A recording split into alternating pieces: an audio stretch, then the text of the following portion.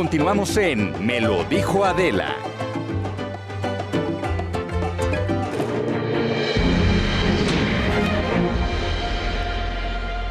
Sí. Bueno, eso que hizo. Ah, ¿verdad? Ah, ¿verdad? Pero él no lo hizo. Ya está Pablo Gómez con nosotros, diputado federal por Morena. Y me da mucho gusto verte, Pablo. Te hablo de tú porque siempre te he hablado de tú. Pues ¿no? sí. Ya estás Si me hablas de vacunado. usted, ya te tocó la nadie vacuna. te lo va a creer. Pues no, la verdad no. Hola, Adela. ¿Cómo estás? Me da gusto Tanto tiempo sin vernos. La verdad sí, la verdad sí. Oye, Pablo, a ver, pues hay un montón de cosas de las cuales podemos hablar y tú eres un gran conversador y yo siempre disfruto mucho poder conversar contigo. Es bueno para eso. Pero creo que hay temas importantes, ¿no? Y yo sí te quiero preguntar sobre el caso Saldívar. A ver, el transitorio en la Cámara de Diputados. Primero, luego, a ver, tú votas a favor en lo general, tú te habías mostrado en contra del transitorio y luego no votas, que es lo mismo que votar a favor. No. Pues prácticamente, pa. No. A ver. A ver, yo consideré que el transitorio no era conveniente porque finalmente el Congreso no iba a decidir el asunto, sino la Corte, como va a ocurrir. Y ya lo dijo el ministro Saldívar. Yo lo había dicho antes de la votación. Esto no va a transitar ni aún cuando se promulgue. Porque es una cosa que va a quedar a la decisión de la Corte en el momento en que se cumplan los 4 años del ministro Saldívar. Entonces yo creo que la intención es buena porque el Poder Judicial requiere de una renovación completa. Y lo hemos dicho hace más o menos unos 50 o 60 años. ¿Te refieres a la reforma? Sí, ¿no? La reforma, pero tú sabes que no basta con que las leyes se renueven. Es indispensable que haya quien las aplique. Entonces esto es una cosa importante. No hay que quitar el dedo del renglón. Y eso es lo que va a ocurrir finalmente. Ahora, en la Cámara hay que distinguir, cuando se está votando un proyecto como este, que es una reforma de fondo de las leyes, pues hay que votar a favor, simplemente no puedes votar medio sí, ¿no? O medio no, que eso fue lo que yo hice. Ahora, en lo particular, no se puso a votación el 13 transitorio, sino que fue todo el paquete. Eso es una cosa, yo por eso no voté, porque no podía votar en contra de una ley con la que estoy de acuerdo. Tampoco a favor de un transitorio que me parecía que pues no amerita. Bueno, pero que de entrada es anticonstitucional según todos los expertos y los que conocen el tema, ¿no? Sí, digamos que es una norma distinta y contrapuesta a lo que dice el artículo constitucional respectivo, que dice que cada 4 años se elige un presidente de la Corte. Ahora, esto va a ocurrir a final de cuentas. ¿Esto cómo ha cortado con el ministro presidente? Es decir, ¿no le ha afectado, no le ha costado? Por eso yo no puedo decirlo porque solamente pregúntaselo a él. No, bueno. ¿Cómo lo siente él? No, ¿cómo y lo cuánto sientes le cuesta? tú? ¿Cómo lo ves tú? Pues yo no sé. ¿Hay un intento de injerencia del Ejecutivo al Legislativo? Que eso es lo que también expertos y especialistas han dicho al respecto, Pablo. No, lo que hay es un intento del Legislativo y del Ejecutivo para reformar el Poder Judicial. Sí. Pero no para dictarles. Oye, pero que el presidente diga que aquellos ministros que no acepten el transitorio Saldívar están del lado de la corrupción, pues eso es tirar línea desde Palacio Nacional, ¿o cómo? Los ministros van a asumir en su momento la posición que ellos quieran. Son completamente libres. Ese es un diálogo de ideas, es decir, si ustedes se ponen en un plan de frenar la reforma, pues ahí estarán, ¿no? Que eso es lo que se teme. Muchos tememos que el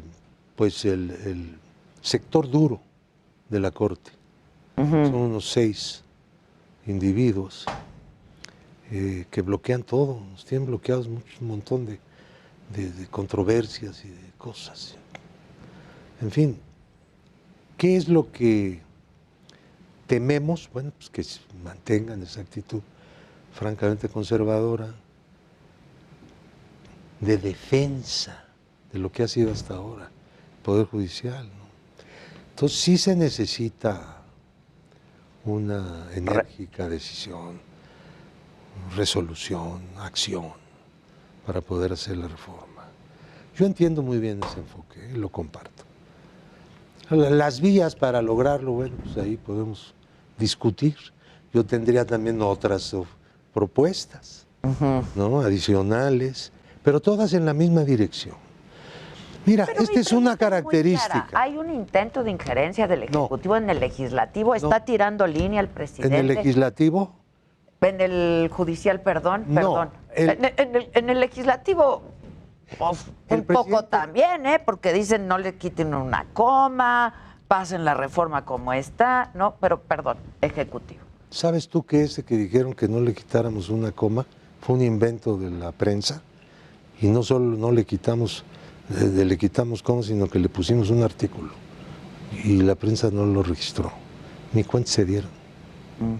Porque no están al tanto de lo que pasa. Nomás están echando tiros. En eso están. Mira, te quiero decir lo siguiente. La discusión contra los jueces, con los jueces va a continuar. Y contra cualquiera. La discusión no se va a detener. Ni el Ejecutivo ni el Legislativo se van a poner una mordaza y van a dejar de hablar para ser políticamente correctos. Modositos, pero bien corruptotes. Que así eran todos. No, eso ya se acabó. ¿Sí? Ya. ¿Ya se acabó la Ya corrupción? se acabó. En el gobierno sí. Lo que es el gobierno. De repente va a brincar. Va a brincar algo. Te lo puedo garantizar. Bueno, ya ha brincado, ya. Sí, claro. Cosas. Eso va a seguir brincando porque es inevitable. Mira. Entonces no se ha acabado, Pablo. Mira, sí se ha acabado en el gobierno.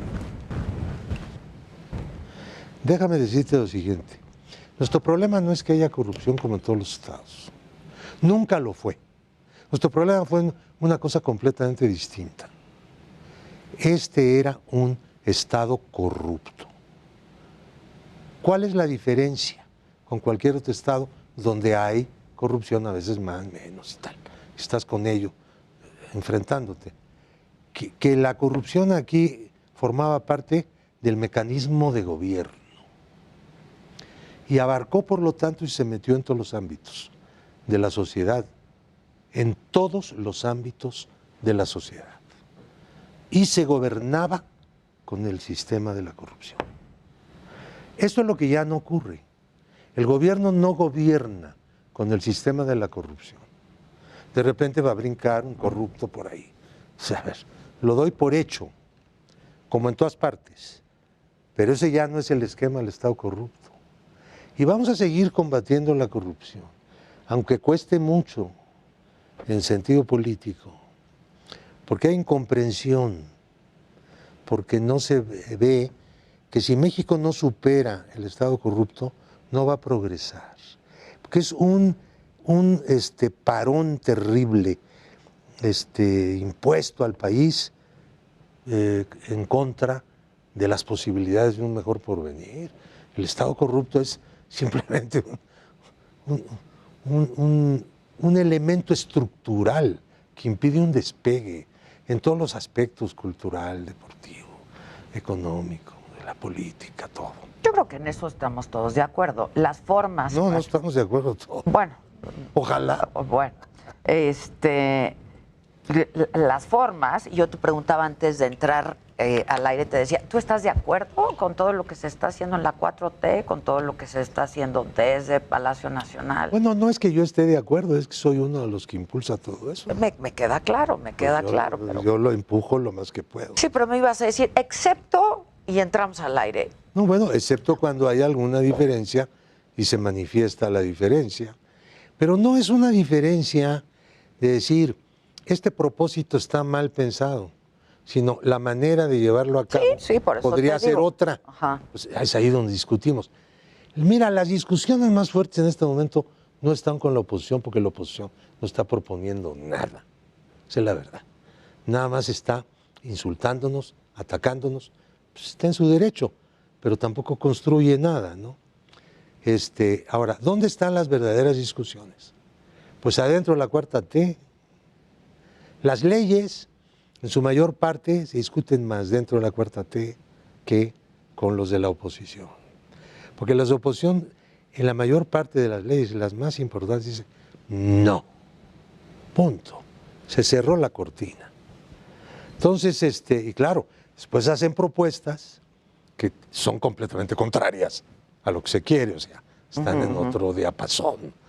Entonces, yo pienso que una característica política en este momento del país es justamente que la oposición no estaba preparada para hacer oposición en la forma en que Ni están bien articulados, la oposición no está bien ahora se han unido PRI y PAN. Es una unión antihistórica, ¿no? ¿Por qué? Bueno, pues porque tienen una cosa común. Hay un interés común. Que la cuarta T deje de ser mayoría en la Cámara para tratar de impedir el presupuesto. Que también están en su derecho. Como me decías tú, nosotros si no es un estamos problema por de la derecho. mayoría, ¿no? Pues es legítimo, para eso está. Sí, pero estamos hablando aquí de fenómenos. A ver, aquí todo el mundo tiene derecho de pelearse con quien quiera. El presidente también tiene derecho de hablar, ¿no? Y expresarse. Y todos tenemos los mismos derechos. Pero no estamos discutiendo derechos, estamos caracterizando la situación política. Mientras nosotros estamos tratando de continuar con nuestra acción, que en opinión de algunos hemos sido algo lentos, francamente, ¿no? Pero bueno, también ha habido muchos obstáculos, ¿no? Podríamos ir más rápido y mejor, pero en la misma dirección. Por eso queremos conservar la mayoría. Ellos quieren que no. La pregunta es, ¿para qué quieren que no tengamos la mayoría? Para despedazarnos el presupuesto, porque el presupuesto estaba atomizado. Nosotros lo reunificamos. Centralizamos totalmente el mando sobre el gasto, porque dejamos de repartir pedazos. El Estado corrupto se caracterizaba por los moches que eran escandalosos, pero eso era lo de menos. Los fideicomisos que atomizaban el gasto y lo hacían improductivo socialmente. Entonces que se quiten todos los fideicomisos. Ya se quitaron. Por eso. Esa fue la solución, quitar todos los fideicomisos. ¿Para qué los queremos? Para darle, como a ellos, a los amigos, a ti te doy este grupo, ahí te das un fondo, tú lo gastas cuando quieres, como quieres, cuando quieres y en lo que quieres. No. A ver, los fondos públicos deben estar a la disposición del Estado, ¿no? No repartirlos entre los amigos. A ver, ya quitamos todo eso y tenemos que seguir. Tenemos que seguir haciendo una reforma administrativa, una austeridad republicana, no dilapidar los fondos públicos, tratar de luchar en contra del robadero. A ver, es muy difícil eso, porque es una costumbre ya, ¿eh? Y entonces cuesta un trabajo horrible, porque además quienes hacen eso son bastante listos, ¿no? Se esconden y saben encubrir. Que la corrupción es cultural, ¿te acuerdas? Bueno, no es cultural. Lo dijo el presidente político. Peña, ¿te acuerdas? Sí, pero a mí a me él lo le dijo en la convenía. entrevista. Cuando dice es cultural, quiere decir que no tiene remedio durante 50 años próximos. No, no es cultural, es político. Es el sistema político mexicano, el Estado corrupto. Es una cosa muy distinta. Nuestro enfoque es completamente distinto. Por eso hay que cambiar leyes, pero también hay que cambiar personas, hay que cambiar métodos, hay que cambiar controles, hay que cambiar el valor de la honradez. Oye, Pablo, tengo 3 preguntas y 10 minutos, entonces no quiero que se queden en el tintero. Me decías, el presidente tiene derecho a expresarse y lo hace todos los días, incluso en este proceso electoral. Pues sí, y ya le han llamado la atención, ¿no? De que no lo haga. Porque, pues, ¿por qué? Pues porque así es. ¿Por qué así es? Pues porque así es, así están las reglas del juego, así No es son las cierto. reglas del juego. No, a ver, Bueno, no hay ninguna regla que diga que el presidente no puede hablar. Bueno, los actores políticos pues no deben hablar cuando hay un proceso electoral. Se Pues es dijo, cuando los más deben hablar. gobiernos Pero así no está la ley, así no Sí está la está. ley electoral. No, Pues sí está. Pablo, A ver, ¿qué no. dice la ley electoral? Adela, comunícame qué dice la No, ley no, a electoral. ver, Yo te voy a decir lo que a dice. ver, ¿qué dice la ley electoral? La ley electoral prohíbe que los gobernantes promuevan personalmente todo el año, de todos los años, los programas sociales. Tus programas sociales. Eso fue lo que hizo Fox. Ajá. Y Pero lo callamos a través de la Corte, con un ministro de la Corte, que por primera vez en la historia Por cayó eso. al presidente. Pero ustedes están haciendo lo mismo No. que hacía Fox. Nosotros no estamos promoviendo en este momento ningún programa social. Incluso se adelantaron los pagos.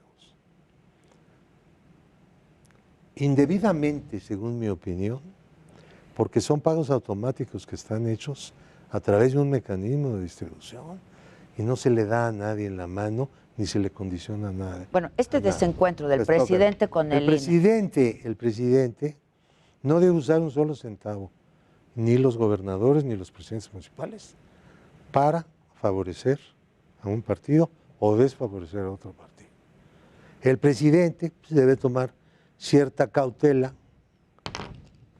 pero no tiene imposibilidad de poder manifestar su punto de vista. Eso, la Constitución no puede admitir semejante cosa y por lo tanto cualquier ley en esa dirección sería inconstitucional. Ahora, te quiero decir esto. Yo propuse y se aprobó en la Cámara que los servidores públicos pudieran ser sancionados con multa por violar la ley electoral. El Senado no ha resuelto eso a favor. ¿Por qué? Porque los gobernadores estuvieron en contra. ¿Por qué? Porque sus empleados se meten en las cosas electorales y andan ahí promoviendo sus candidatos. Bueno, ahora dicen que al presidente lo van a callar multándolo. No lo pueden multar. Esa es una fantasía. Segundo, lo van a arrestar. No lo pueden arrestar. El que lo arresta va a la cárcel en el acto que lo arreste.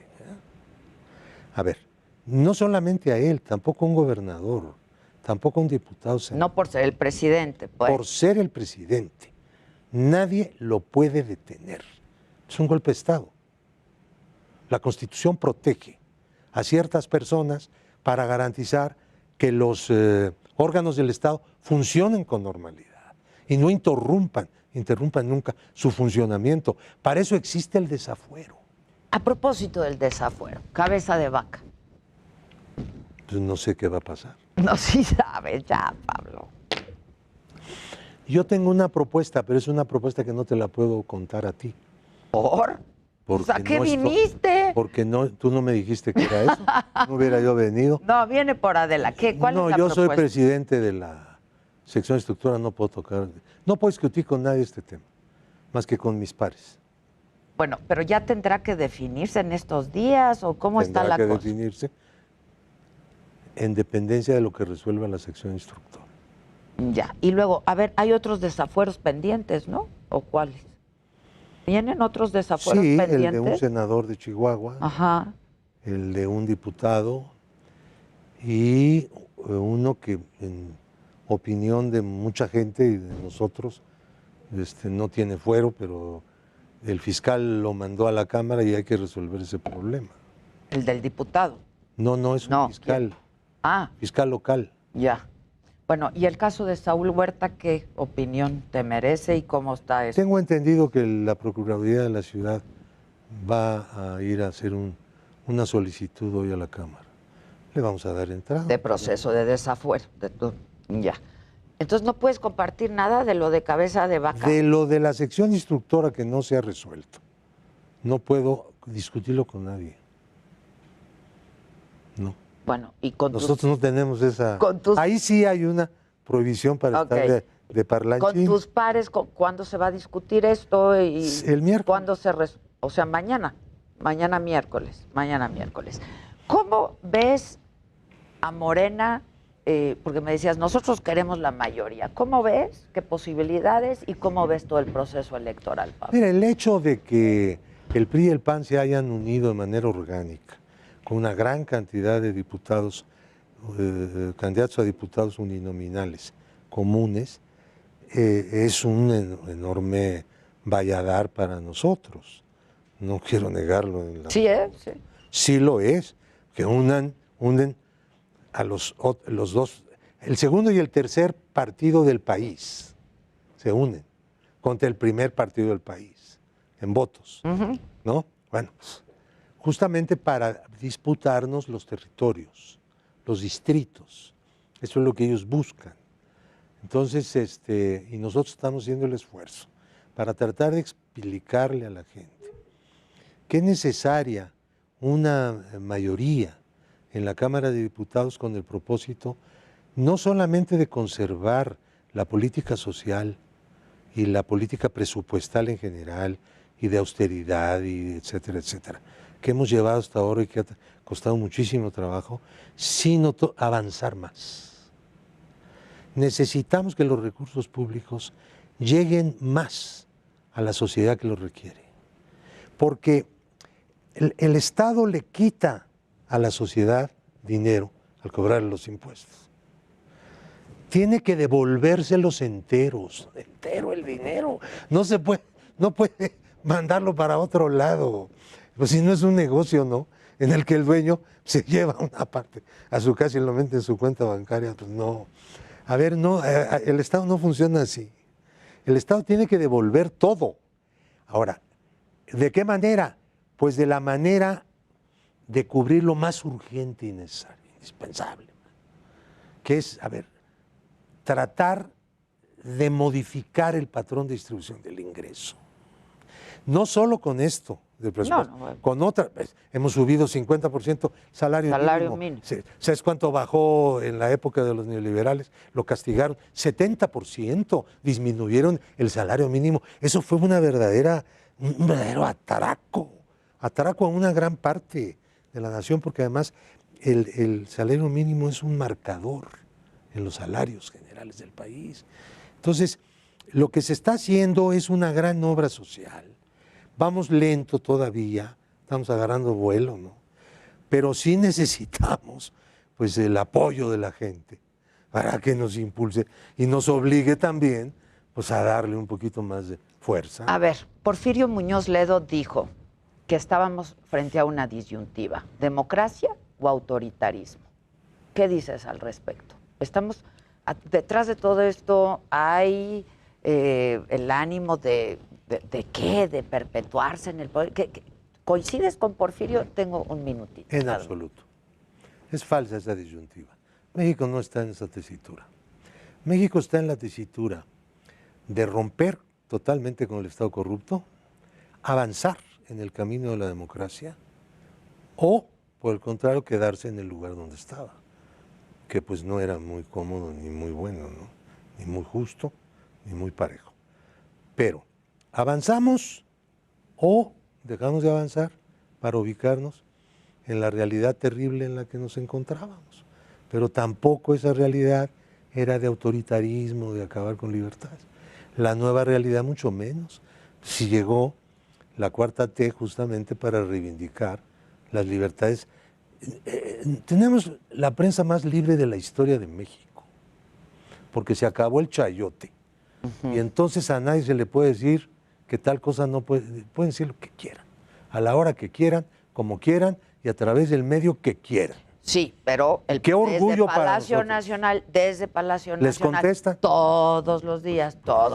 Y les van a seguir contestando, porque ustedes están en su medio todos los días, pero es que duro y dale. Trabajo, ustedes creen que hablan, es cuestionar. ustedes creen que y el trabajo del presidente y el trabajo de los legisladores es responder con nombre y apellido, es pregunta, ¿eh? Cuando hay polémica, sí.